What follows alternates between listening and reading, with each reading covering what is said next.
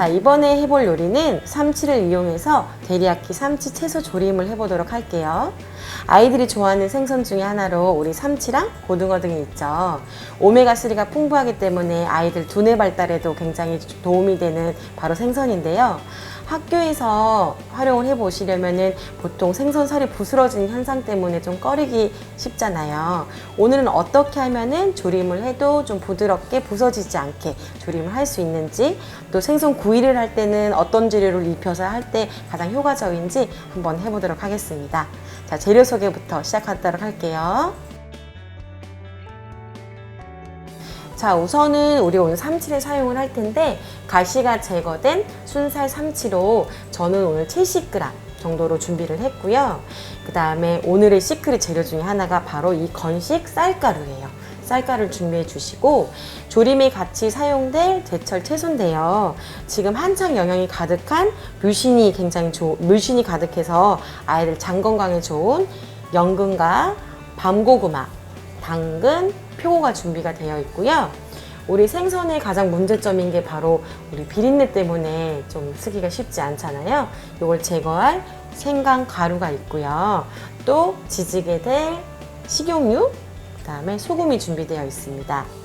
이 생선에 우리가 데리야끼 소스를 곁들일 텐데요. 시판용이 아니고 직접 만들어 쓸 수 있는 재료로 오늘 알려드리고 싶어요. 그래서 첫 번째는 설탕. 설탕이 레시피를 보시면 좀 넉넉하게 들어가는 편이고요. 진간장이 활용이 되고요.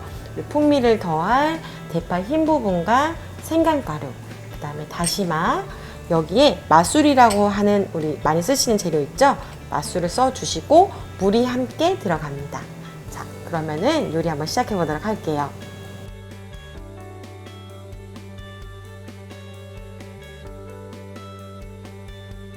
우선은 삼치가 보이는데요. 생선 요리 쉽지 않죠? 우선은 삼치를 이렇게 잘 해동을 해 주신 후에 비린내를 제거할 수 있는 여러 가지 재료가 있는데, 뭐 후추도 있고요. 학교에서는 맛술이나 아니면 청주도 많이 쓰시더라고요. 청주도 있고, 아니면 저는 삼치랑 굉장히 어울리는 재료 중에 하나로 이 생강 가루를 권해드리는데요. 생강 가루를 쓰셔도 좋고, 생강을 직접 즙을 내시면 더없이 좋죠. 그래서 생강 가루를 만약에 쓰시는 경우에는 가루에다가 물을 약간 갤 거예요. 물을 약간 개서 생강즙을 만드는 거죠. 생강즙을 이렇게 만들어서 우리가 약간 생선 위에 뿌리도록 할 거고요. 학교에서 이렇게 주문해서 오는 생선의 경우는 보통 소금 간이 안 되어 있는 경우가 많죠. 그래서 우리는 여기에다가 소금을 앞뒤로, 물론 조리긴 할 거지만은 기본적으로 간을 약간 하도록 할게요. 이게 또 생선 중에서 우리가 탕 같은 것도 굉장히 어렵죠. 탕도 굉장히 어려워서 많이 부스러지는 현상 때문에 쉽지 않은데, 이렇게 소금을 밑간을 약간 해두면 또 생선이 단단해지는 현상이 있기 때문에 좋습니다. 여기에다가 준비된 생강 가루를 즙을 내서 이렇게 발라두도록 할게요. 그리고 무엇보다 생선은 해동이 굉장히 중요해요. 우리가 생물을 받지 않고 보통 냉동으로 입고되기 때문에 해동하실 때 가장 위험한 것이 바로 물에다가 생선을 그냥 붓는 거예요. 그렇게 하면 생선이 이미 나왔을 때 많이 깨지고, 그 다음에 생선이 가지고 있는 고유의 맛도 굉장히 많이 손실돼요. 그래서 하실 수 있다면은 타공 바트에다가 전날 생선을 받아서 펼쳐가지고 냉장 해동하시는 게 가장 이상적이고, 우리 학교는 식수가 너무 많고 냉장고 공간이 많지 않아서 쉽지 않다 하시면은 최소한 봉지 그대로 흐르는 물에다가 해동을 하시는 방법을 좀 권해드립니다. 자, 이렇게 해서 어느 정도 밑간이 든 삼치는 탄력이 좀 생겨요. 탄력이 생기는 데다가 가루를 쓸 텐데요. 자, 여기다가 제가 쌀가루 중에서 우리 습식 쌀가루 말고 건식 우리쌀 가루가 있어요. 그래서 준비하셔서 앞뒤로 묻혀주세요. 마찬가지로 생선 구이를 하실 때도 건식 쌀가루를 이용을 하시면 생선에 힘이 좀 생겨요.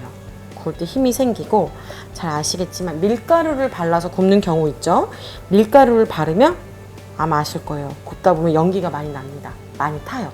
밀가루가 많이 타기 때문에 별로 권해드리지 않고, 그 다음에 전분가루도 제가 사용을 해봤는데 가장 이상적인 게 이 쌀가루. 풍미도 굉장히 좋아지고 튀김 요리를 하실 때도 바삭함을 더할 수 있는 좋은 재료예요. 그래서 오늘도 저희는 쌀가루를 발라서 이렇게 준비가 됩니다. 다음은 채소 손질을 해볼게요. 자, 채소가 이렇게 있는데요. 저는 가을, 겨울에 가장 맛이 좋은 채소들로 준비를 했는데, 연근하고 고구마가 삼치랑 굉장히 잘 어울려요. 그리고 버섯류도 있는데요.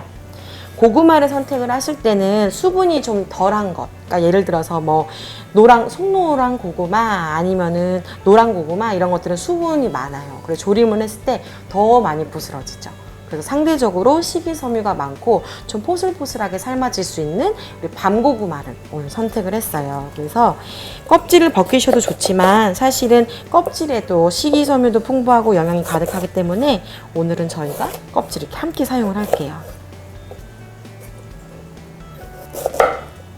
자, 두께감이 약간 있게 썰어서 잘 부서지지 않도록 준비가 되고요. 다음은 연근이에요. 연근이 굉장히 좋은 재료죠. 제가 굉장히 좋아하는 재료 중에 하나인데, 자, 연근도 마찬가지로 가정에서는 껍질을 그대로 활용하시는 것도 저는 굉장히 좋다고 생각을 해요. 근데 학교에서는 또 쓰시기에 조금 얼룩얼룩하니까 껍질을 제거한 후에 얘도 0.7cm 정도로 도톰하게 이렇게 준비를 하시고, 가을부터 초봄까지는 여기 우엉을 넣으시는 것도 굉장히 좋습니다. 그 다음에 당근은 이렇게 해서 얘도 도톰하게 준비를 해서 색상을 더할 거예요. 당근을 준비해 주시고, 다음은 표고버섯이에요. 아이들 면역력 증강에 굉장히 좋은 재료죠. 그래서 표고도 십자썰기로 해서 이렇게 준비가 되고요. 뭐 기타 여기다가 양파를 더하셔도 좋고, 아니면은 뭐 통마늘 같은 것도 졸여지면은 사실은 풍미도 좋아질 뿐만 아니라 맛도 괜찮고, 그 다음에 뭐 생선의 비린내까지도 조금 제거할 수 있는 효과가 있겠죠. 선생님들이 채소는 좀 활용을 다양하게 하시면 좋겠습니다. 이렇게 해서 채소가 준비가 되고요. 연근하고 고구마에 같은 경우는 써시면서 이렇게 물에 담가두면 갈변도 막을 수 있고 좀 녹말기를 뺄 수 있죠. 그래서 살짝 이렇게 하면 뿌연 물이 나오죠. 전분기를 약간만 제거하도록 할게요.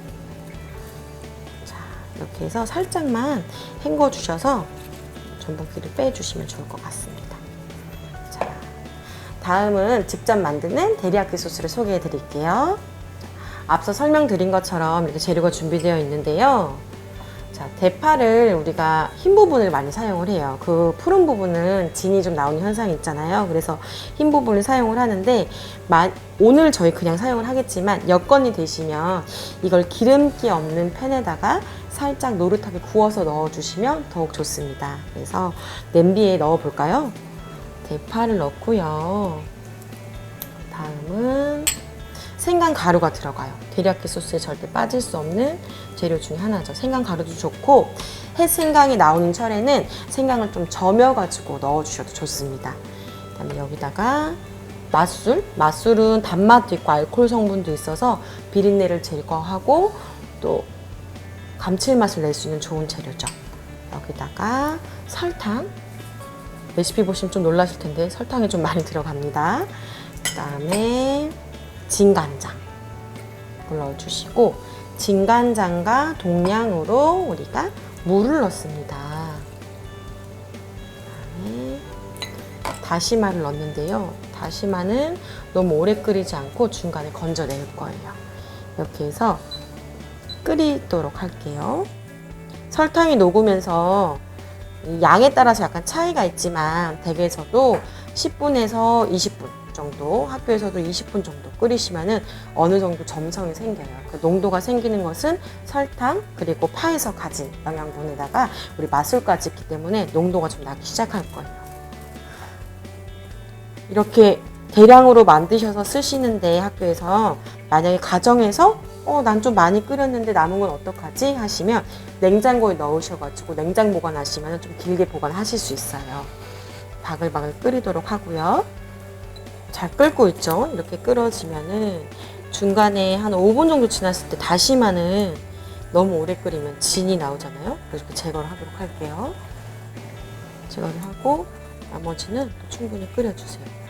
끓이게 되면 이제 대파가 물렁물렁해져요. 물렁물렁해져서 학교에서는 대파를 건져서 버리지만은 댁에서는 그 대파도 맛이 들어서 맛있어요. 그래서 약간 짧게 잘라서 곁들여서 드셔도 좋습니다. 농도가 어느 정도 나도록 끓일게요. 자, 그러면 소스가 완성이 됐어요. 이렇게 따라보면 아까 우리 처음에 봤던 것보다는 조금 끈적해진 느낌이 있습니다.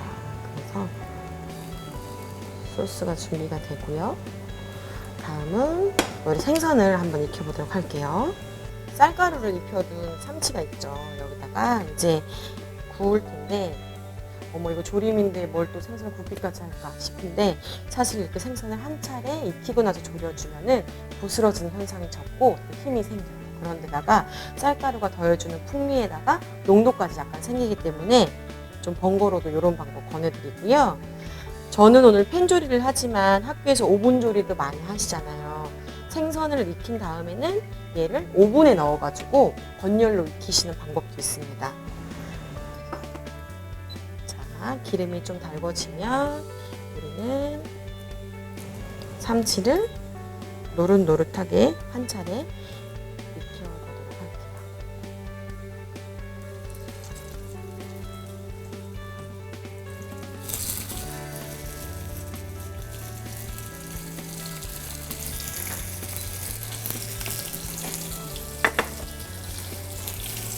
생선을 졸일 때도 마찬가지고 이렇게 익히실 때도 너무 자주 뒤집지 않는 것도 생선이 부스러지는 현상을 막을 수 있는 좋은 방법이에요. 그래서 가정에서 만약에 하실 때 너무 궁금해서 자꾸 뒤집잖아요. 그럼 점점 더 깨집니다. 그래서 최소한으로 뒤집어 주시고 아까 말씀드린 것처럼 오븐 조리 하실 때도 마찬가지로 생선을 준비해 주시고 큰 베이킹 팬에다가 준비된 채소를 깔고 양념을 약간 붓고 그 위에다 생선을 올려가지고 건열을 180도에서 20분 정도 조리를 해서 중간 체크를 해주셔야 돼요. 왜냐면은 양에 따라서 혹은 내가 썬 채소의 굵기에 따라서 익는 시간이 약간씩 다를 수 있어요. 그래서 20분 정도 체크를 해주시고 꺼내서 양념을 위에서 한 차례 끼얹어 주신 다음에 필요하면 5분 정도 더 조리를 해서 5분 조리하시면 굉장히 또 수월하게 대량 생산을 하실 수 있죠. 자, 지글지글 익고 있어요. 보시면 생선이 굉장히 힘이 있어요. 이렇게 눌러보면은 단단하게 쌀가루가 가지는 너무 좋은 구이에 활용되는 좋은 방법인데 이렇게 하시고 저는 사실은 생선도 쓰지만 육류에도 쌀가루를 많이 쓰는 편이에요.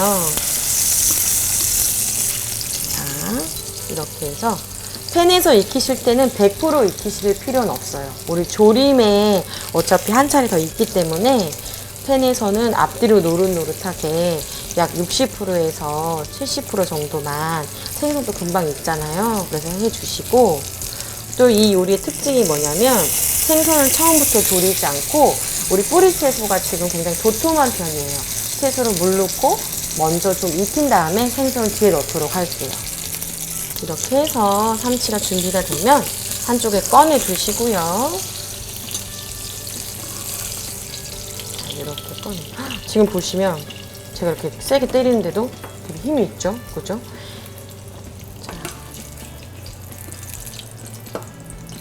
자, 이렇게 해서 지금 준비가 됐고, 자, 다음은 생선을 이제 졸여볼까요? 우선은 아까 말씀드린 것처럼 뿌리채소를 넣을 거예요. 전분을 빼려고 우리 준비된 연근이랑 고구마가 있고, 당근이랑 표고버섯이 있는데 보시면 상대적으로 연근하고 당근이 익는 시간이 오래 걸려요. 그래서 얘를 먼저 넣을 거예요.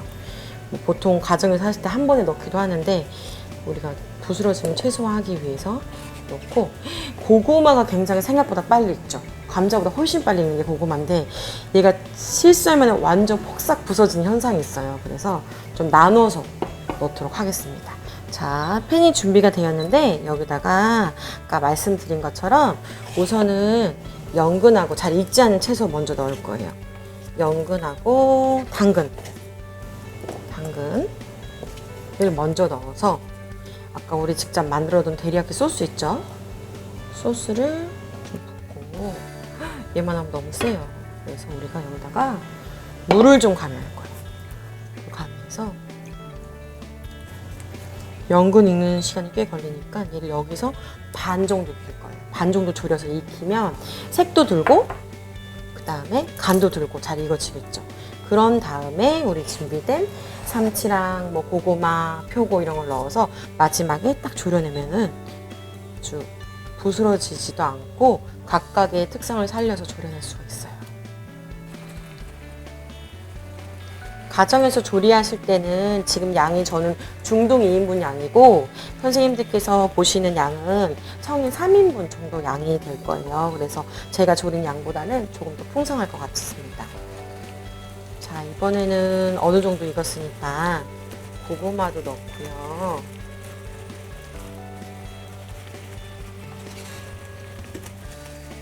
자, 오늘 제가 삼치를 쓰긴 하지만 연어, 우리 국산 연어로 마찬가지로 가루를 입혀서 살짝 지진 다음에 쓰시면 굉장히 좋아요. 그다음에 표고도 넣고 준비된 삼치까지 넣어서 이제 촉촉하게 지지는 거죠. 넣고 아까 우리 졸여놓은 데리야끼 소스를 좀 더 보충을 해야겠죠. 여기다가 삼치에 붓는 거예요. 자, 삼치에 이렇게 부어서 바글바글 끓입니다.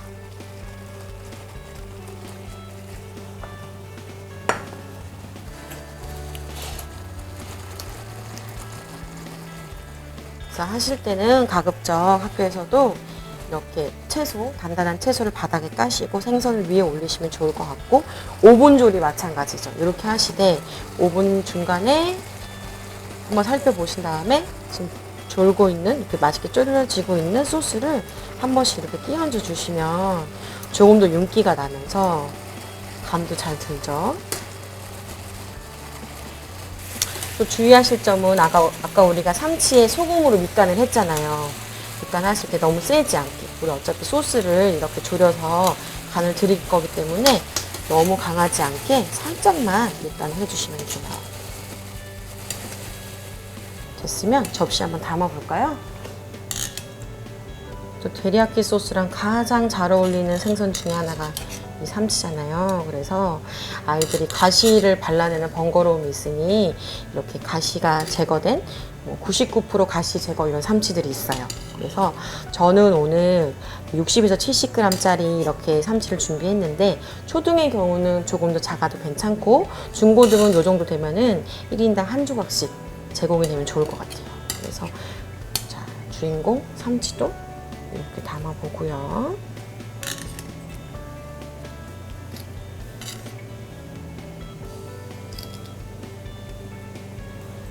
자, 그러면은 우리 데리야끼 소스를 활용한 데리야끼 삼치 채소조림이 이렇게 완성이 되었는데요.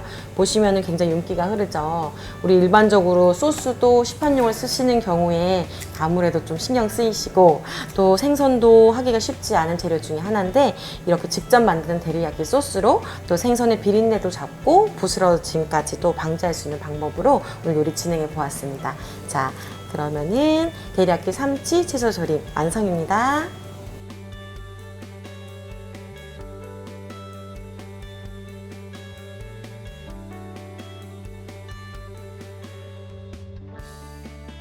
첫 번째로 오늘의 메인 재료인 삼치살은 해동 후에 살짝 헹궈서 물기를 제거해 주세요. 삼치살에 소금을 살짝 뿌려서 밑간을 해준 다음에 생강가루를 물에 풀어서 준비한 생강즙을 뿌리면 생선의 비린내를 줄여줄 수 있습니다. 다음 삼치살에 쌀가루를 살짝 입혀주세요. 이렇게 삼치살에 쌀가루를 입혀서 구워주면 채소와 조릴 때 살이 쉽게 부스러지지 않아요. 조림에 함께 들어갈 채소인 고구마, 연근, 당근은 0.7cm 두께로 썰어주세요. 표고버섯은 밑둥을 제거한 후 십자 썰기로 준비합니다. 연근과 고구마는 물에 담궈서 전분기를 빼둡니다. 채소의 밑 준비 후에는 분량의 소스 재료를 팬에 넣고 소스의 점성이 생길 때까지 중약불에 끓여서 데리야끼 소스를 완성시킵니다. 준비된 삼치살은 예열된 팬에 식용유를 두르고 노릇하게 구워주세요. 팬에 연근, 당근을 먼저 넣고 데리야끼 소스와 물을 약간 부어서 반 정도 익혀줍니다. 고구마와 표고버섯, 삼치살을 넣고 데리야끼 소스를 한 차례 더 부어서 채소와 삼치가 고루 익도록 졸여주세요. 이때 불이 너무 세지 않게 주의하시고 가급적 생선은 자주 뒤집지 않도록 합니다. 재료의 소스가 잘 배이도록 졸여내면 데리야끼 삼치 채소조림 완성입니다.